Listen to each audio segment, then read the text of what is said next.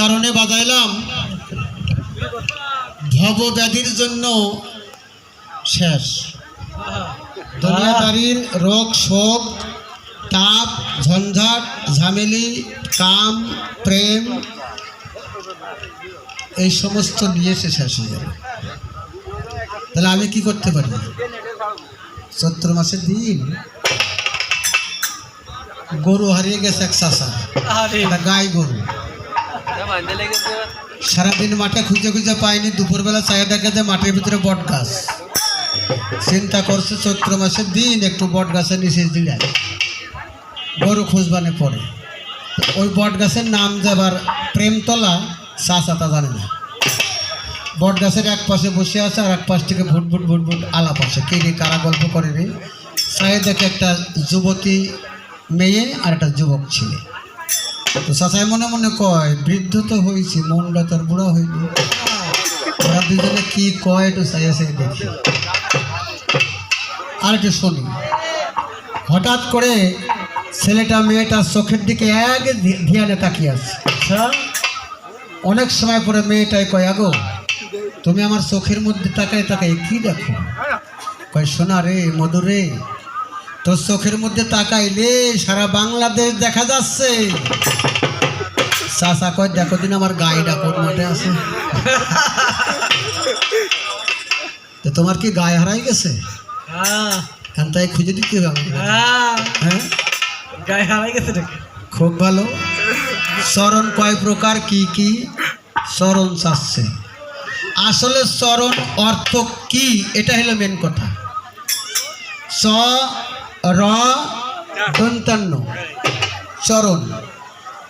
এই চরণ অর্থ হলো এক একটা স্থান, এক একটা স্থান। নাক আপনার একটা চরণ, চোখ একটা চরণ, কান একটা চরণ, মুখ একটা চরণ, হাত একটা চরণ, পা তো চরণ আছে। ওইটা হলো চ র মধ্যাহ্ন। এখন তোমার কোন চরণ দরকার? চরণ তোমার সেটা দরকার। তাহলে আবার সয়রা ফলা দীর্ঘি চ র দন্তান্ন মধ্যাহ্ন। শ্রী চরণ। শ্রী মানে সুন্দর, চরণ মানে একটা স্থান। যে স্থানে হাত দিয়ে তুমি তোমার গুরুর কাছে আত্মসমর্পণ করেছো, সেটাই তোমার জন্য একটা শ্রী চরণ। কি বাবা, তোরা কথা কইস না। মা সকলটা তো আজকে অনুমতি দিয়েই দিয়েছি, যত পারেন। কালকে আর হবে না, কালকে হবে রাধাকৃষ্ণ গান, তো আজকে যত পারেন গল্প করেন।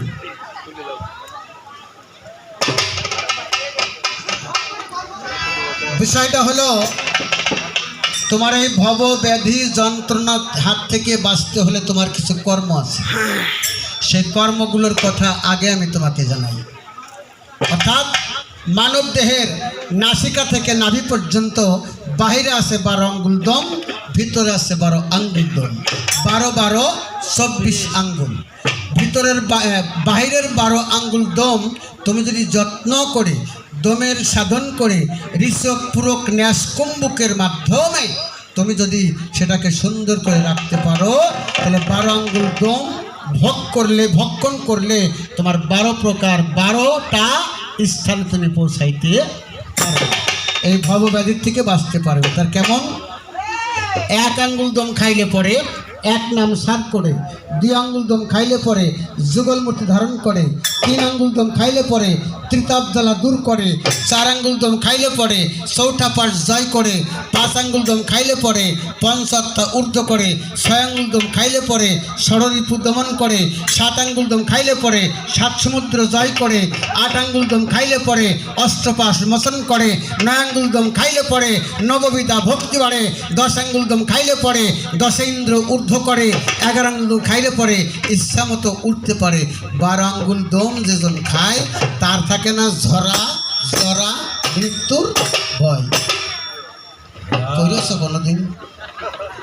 পারলি কইও সদন আছে চারখানি কথা নাকি?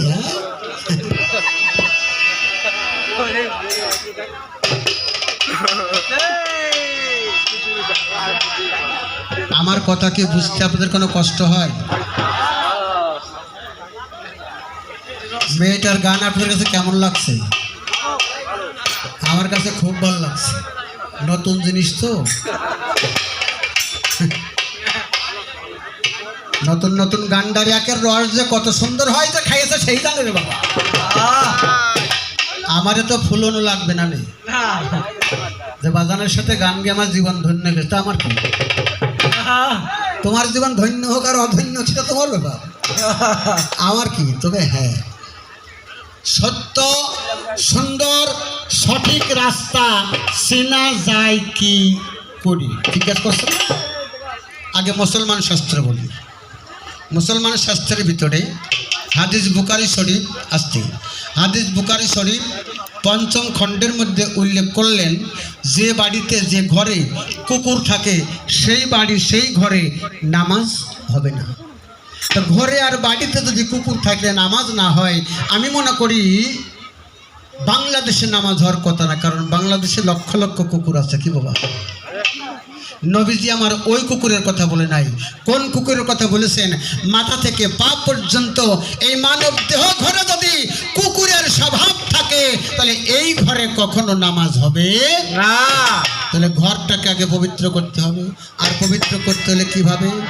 মানুষ বাবা মা নামাজ পড়ে, রোজা রাখে, হজ করে, যাকাত দেয়, কালেমা পড়ে, তাতে আমরা মনে করি আমরা মুসলমান ঘরের সন্তান।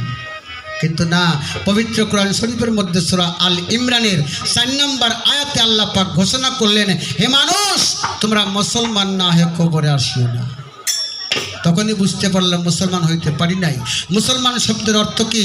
আত্মসমর্পণকারী। আত্মসমর্পণকারী কার কাছে? ইয়া আইয়ুহাল্লাযিনা আমানু ওয়াত্তাবিল ইলাইহিল ওসিলাতা। একজন কামেল পীরের কাছে বায়াত গ্রহণ না করলে আর হিন্দু শাস্ত্রে দীক্ষা মন্ত্র না নিলে মুসলমানে যেমন আল্লাহর বান্দা বান্দি হওয়া যাবে না, হিন্দু শাস্ত্রে ওই দাসী দাস হওয়া যাবে না। কথাটা ক্লিয়ার বুঝতে পারলেন? এবার আসেন আরেকটুখানি বলি।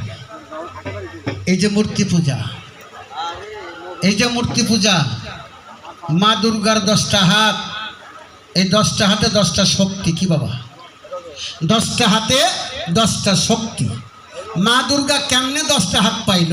অর্থাৎ প্রত্যেকটা মানব দেহের মধ্যে 10টা করে ইন্দ্র আছে, 10টা করে ইন্দ্র শক্তি আছে। এই 10টি ইন্দ্র শক্তি যে ব্যক্তি দমন করতে পারলো, 10টা শক্তি তার মধ্যে বৃদ্ধি পেয়ে 10টা হাতের মতো কর্ম করতে পারে। ও বাবা, ওই যে 12 আঙ্গুল দমের কথা বলছিলাম না, দেবের দেব মহাদেব শিব ঠাকুর, ওনার মাথায় তো জট নাকি? জটের মাঝখানে একটা সাপ এরকম করে আছে নাকি? আছে আছে। আচ্ছা, এই সাপটা এই সাপটা কোন সাপ? এটা কি জাত সাপ? বাড়ির বাইরের, ঘরের, বাগানের? না, এই জাত সাপটা হলো শিবের ভিতরে যে কাম শক্তি ছিল, এই কাম শক্তিটা হলো সাপ। তাই শিব ঠাকুর যখন দমের সাধন করেছে, তখন এই মাতা এখানে ফনা না ধরে ও আস্তে আস্তে প্রেমের জগতে যে শিব ঠাকুরকে ছায়া প্রদান করতে পারবে, তাহলে তোমার ভব যন্ত্রণা চলে যাবে। কপালে তো লাগিয়েছে লিপস্টিক বোড়া করে একটা, কপালে লিপস্টিক না, কপালে ফুটা। এবার কোথায় ছিলাম, কোথায় আসলাম, যাব কোথায়? কি করেন? এখানে অনেক দিন আগে, কমপক্ষে 35 বছর আগে গানটাকে মুখস্থ করে রাখছিলাম। আজ কেমনে যেন বড়া পড়া আজকে সেই জায়গায় হাত দিছি, না গিয়ে পারি না, মুখস্থ নাই। তারপর ধরলে মনের খারাপ হবে না।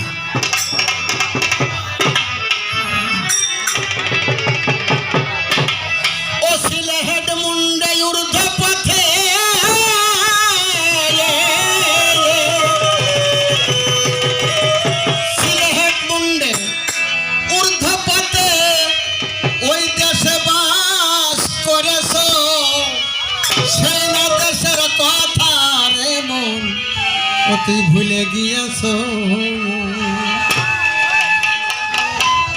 কোন জায়গায় ছিল? মস্তকে। কেমনে? ছিলে তুমি পিতার মস্তকে, ওরে কেম ভাবেতে আইলা রে তুমি মায়ের গর্ভেতে, মায়ের নাবির সাথে নাড়ি মিশায়া দুগ্ধ চুষে খেয়েছো,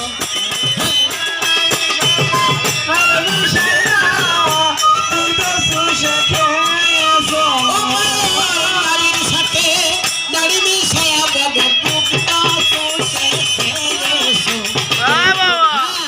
আরে সেই যে দেশের কথা তুমি ভুলে গিয়াছো, হায় রে সেই না দেশের কথা রে মন ভুলে গিয়াছো, ওরে সেনা দেশের কথা রে মন ভুলে গিয়েছো, ওরে সেনা দেশের কথা রে মন ভুলে গিয়েছো। শুধু এই গানটাই কিন্তু তার জবাব না। বলেছে আমি ছিলাম কোথায়, আসলাম কোথায়, আবার যাব কোথায়, কোন জায়গায় যাবার শুনবা। এই ছোট তাল দেখো, আপনারা লাউ গাছ চেনেন, লাউ গাছ, লাউ গাছ লাগাইলে লাউ ধরে, কত আত্মীয় স্বজন, কত পাড়া প্রতিবেশী, কত বাজারে বিক্রি করে। আবার এই লাউ গাছে একটা বস রাখে, বস দেখেছেন, দিয়ে গাছটা কাটে দেয়, সমস্ত গাছের শক্তি বসের মধ্যে যায়। আচ্ছা আগামী বছর লাউ লাগালে কি ওই বীজ লাগালে কি লাউ ধরবে না? তাহলে এই লাউ গাছের শক্তি গেল কোথায়? ওই বসের ভিতরে, বীজের ভিতরে। আগামীতে লাগালে ওর থেকে লাউই ধরবে। তুমি এই পিতার মস্তকে কামভাবে ছিলে, কামভাবে আসলে তুমি মায়ের গর্ভেতে, মায়ের মৃণাল নারী অর্থাৎ নাভির সাথে নারী মিশাইয়া দুগ্ধ চুষে খেয়েছে। সেই দেশের কথা তুমি ভুলে গেছো, যাবে কোথায়? আবার তোমার আসতে হবে। যদি ভালো কাজ করে যাও আর আশা লাগবে না, আর যদি পশুর মতো কাজ করে যাও এর পরের জন্মে তোমার কোন জায়গায় ফেলাবে তাও তুমি জানো না। ও বাবা, অনেক কানা খোড়া ল্যাংড়া বাবা আছে না, দরদির আমার, এ লোকটার পা কাটা কেন? ও কয়েক জন্মের আগে এই পাও দিয়ে নিশ্চয় কাউকে আঘাত করেছে। কি বাবা, আপনারা কি বিরক্ত হচ্ছেন? আরে বাবা, বাবা হিন্দু সম্প্রদায় একজনের কাছ থেকে সুদে করে টাকা নিয়ে এসে সংসার চালাইছে। সে লোক সুদ খাইতো, তার কাছ থেকে টাকা নিয়ে এসে সংসার চালাইছে। বাবা মারা গেছে, কিন্তু বাবা কয়ে যায় নাই সন্তানের কাছে যে আমি অমক গ্রামের অমকের কাছ থেকে সুদে করে টাকা আনছি, তোর একটু পরিশোধ করিস। বলতে খেয়াল নাই। বাবা মারা গেছে, বড় ছেলে চিন্তা করছে বাবা যখন মারা গেছে বাবার শ্রাদ্ধ সম্পাদন করে আমি একটু কাশী ধামে যাব, একটু কাশী ধামে যাব। কাশী ধামের উদ্দেশ্যে রওনা করেছি।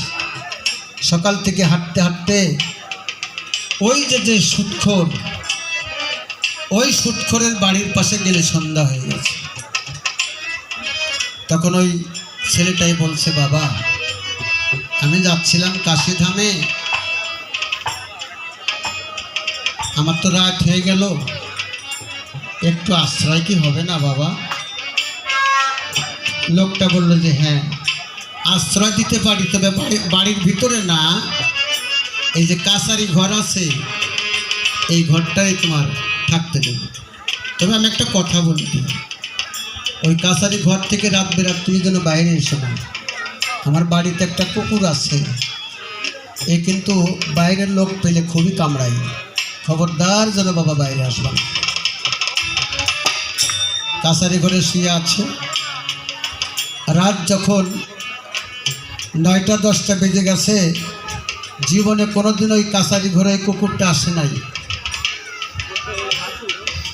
ধীরে ধীরে কাছারি ঘরে যেয়ে ওই যে ছেলেটা শুয়ে আছে ওর মাথার কাছে শুয়ে পড়ল। ছেলেটার মনের মধ্যে ভয় ভীতি শুরু হয়ে গেল যে জানি না হয়তো কুত্তে আমার কামড়াবে। 12টা 1টার দিকে প্রস্রাবের বেগ হয়েছে, ভয়তে উঠতে পারে না, ভয়তে উঠতে পারছে না। তারপরে প্রস্রাবে তো ছাড়ে না, আস্তে করে বিছনার থেকে উঠছে, কুকুরটাও উঠছে। ছেলেটা পটে দিয়ে নামতে গেছে, কুকুরটা আগে ও আগে নামছে, তারপর ছেলেটা নামছে। ছেলেটা প্রস্তাব করছে, কুকুর যাইয়া মোনাজাতের মতো ভক্তি দেওয়ার মতো বসে আছে। প্রস্তাব শেষ হয়ে গেল, কুত্তাটা আবার কাছারি ঘরে এসে ওখানে শুলো, ছেলেটা শুইল। সকালবেলা মালিককে ডেকে ডেকে বলছে, এই কুকুরটার যে কথা বলছিলেন সে তো তা করে না, তার বিপরীত বলে এই কাম করছে। কথাটা বলবার পরে কুত্তাটা ছটফট করে মারা গেল। মালিক চিন্তা করলো, আমার কুকুর মারা গেল, বিষয়টা কি? ছেলেটা পরের দিন রাত্রে আবার শুইছে, ওই কুত্তার পরিবেশ ছেড়ে মানব আকার ধরে বাবা যে বলছে, বাবারে পরিতোষ, ওই বাড়ি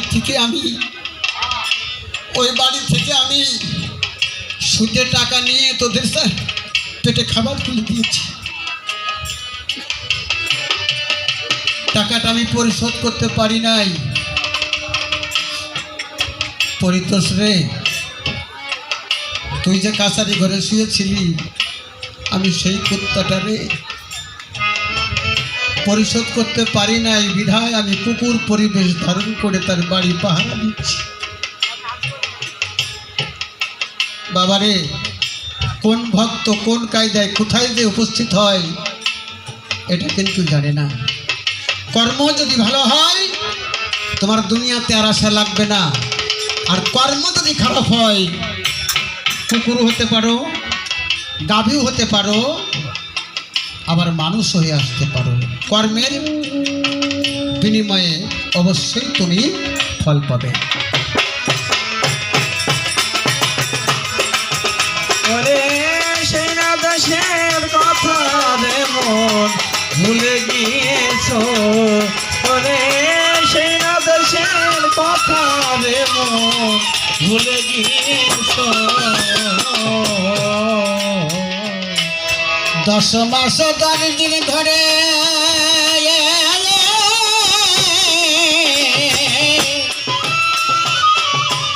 ওরে ছিলে তুমি মায়ের জঠরে, গরুর ডাকের সাড়া পেয়ে অমনি এলে হবে।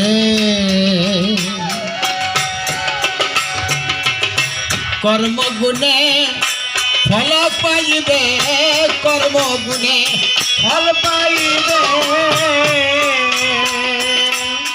কর্ম ছাড়া নয়া শিবরে, কর্মগুণ ফল পাইবে, কর্মগুণে ফল পাইবে। ও তুই কর্মগুণে ফল পাইবে, মানব আকার পেয়েছো, হায় হায় মানব আকার পেয়েছো, সেই না দেশের কথা রে মন ভুলে গিয়েছো, হায় হায় সেই না দেশের কথা রে মন ভুলে গিয়েছো। ওরে সেই না দেশের কথা রে মন ভুলে গিয়েছো, তুমি সেই না দেশের কথা রে মন ভুলে গিয়েছো। গোসাই হাওড়ে গোসাই কয়, গুরুর প্রতি আসক্ত হয়ে কর্ম করতে হয় রে তাদের, কর্ম করতে হয়, কর্ম করতে হয়। গোসাই হাওড়ে গোসাই কয়, গুরু প্রেমে আসক্ত হয়ে তোমার কর্ম করতে হয়। এবার আশা দেওয়া কর্মের মূলে, আশা দেওয়া কর্মের মূলে, আশা দেওয়া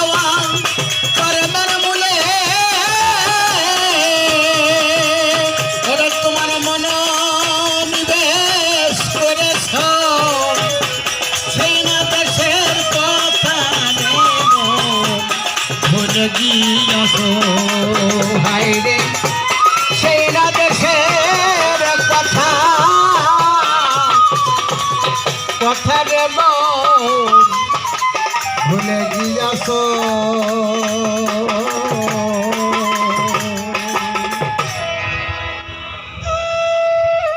জিজ্ঞাসা ছিল তোমার ভর্তি ফিটা কি দেবে? এত সুন্দর ভর্তি ফি আমার জীবনে পাইনি। চমৎকার, তবে কিছু পেতে হলে আবার কিছু দিতে হয়। তুমি যে আমার কাছ থেকে কিছু পাবা তার জন্য তুমি ভক্তি দিয়েছো, কিন্তু ভক্তির দক্ষিণা তো দেও নাই। তাই তো 5 টাকা দিলি পারতি, আবার যেন কয়ে না যে গুরু চাই নাই। এটা তোমার সাইডে দেওয়া উচিত। কি কর, গুরুর দরবারে যেতে হলে, গুরুর কাছে যেতে হলে কিছু না হোক, কিছু যদি নাও থাকে, অন্তত 1 টুকরা মাটিও যদি পারো তাও বাড়ির থেকে নিয়ে যেও, ওটাও গুরুর কাছে লাগতে পারে। যাক, দিক আর না দিক, ভক্তি তো দিয়েছে নাকি, এতে আমি পেয়ে গেছি।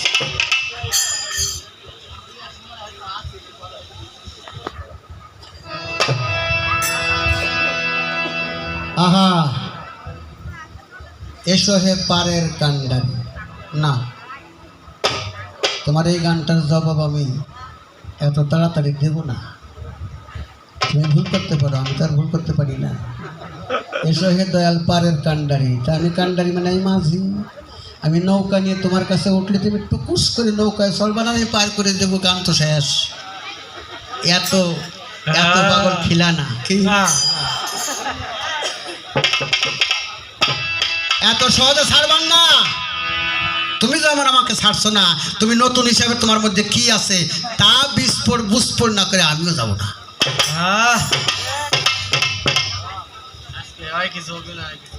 হ্যাঁ, ওরে যার সাথে নাই প্রেম প্রীতি, যার সাথে নাই প্রেম প্রীতি, তার পূজায় কি বলব শিবে। ভ্রান্ত মন কিসে গুরুর ভজন হবে। এই তোরা বাজাইস না। চাচার কাছে জিজ্ঞাসা করি, চাচা মুরিদ হবেন না? কয় বয়স এখনো অনেকদিন বাস পরে বাবা, পরে দেখিস। চাচা অ্যাক্সিডেন্ট করে বিছনায় পড়ে গেছে। কয় আমারে কোন গুরুর কাছে নিবি? তাড়াতাড়ি নিয়ে, সময় কম। নিয়ে গেছি, গুরুর সামনে বসাইছি। চাচাই জিজ্ঞেস করে, বাবা মুরিদ করবেন? কই আইসেন যখন তো করুন, তো অবশ্যই মুরিদ দিতে হবে। কয় বাবা, মানে আমার চাচাই কয় গুরুর কাছে, বাবা ছোটোবেলা একটা গান শিখছিলাম, গানটা আমি কারোর শোনাতে পারিনি, যদি অনুমতি দিতেন তাহলে গানটা গায়ে গিয়ে শোনাতাম। গুরু কয় তাই গাও। চাচাই গান ধরছে। কি গান রে? নৌকা ডুবুতে ডুবুতে এই নৌকা তোমার মুর্শিদ কি